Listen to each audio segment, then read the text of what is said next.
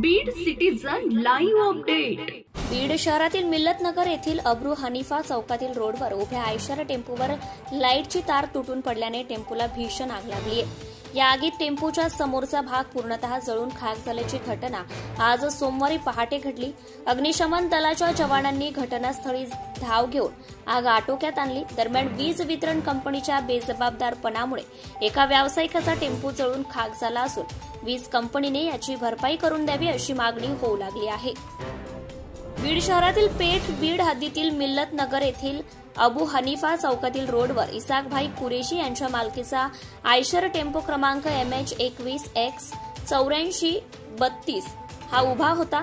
पहाटे 6 वाजण्याच्या सुमारास खांबावरील विजेची तार तुटून टेम्पोवर पडल्याने उभ्या टेम्पोला काही क्षणातच भीषण आग लागली। समोरचा भाग पूर्णपणे आगीने व्यापल्याने धुराचे लोळ उठले होते। अग्निशमन दलाला माहिती दिल्यानंतर अग्निशामक दलाच्या जवानांनी तात्काळ घटनास्थळी येऊन आग आटोक्यात आणली। मात्र तोपर्यंत टेम्पोच्या समोरचा भाग पूर्णतः जळून खाक झाला होता। मिल्लतनगर अबू हनीफा चौकातील लाईटची ती लाईन हटवण्याचं परिपत्रक 2023-24 मध्ये आल्याची माहिती आहे। मात्र अद्यापही ती लाईन हटवण्यात आलेली नाही।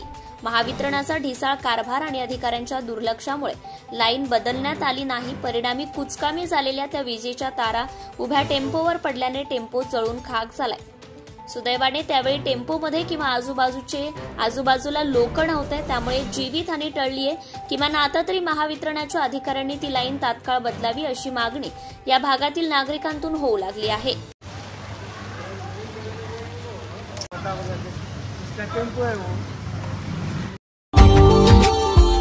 Subscribe now and press the bell icon.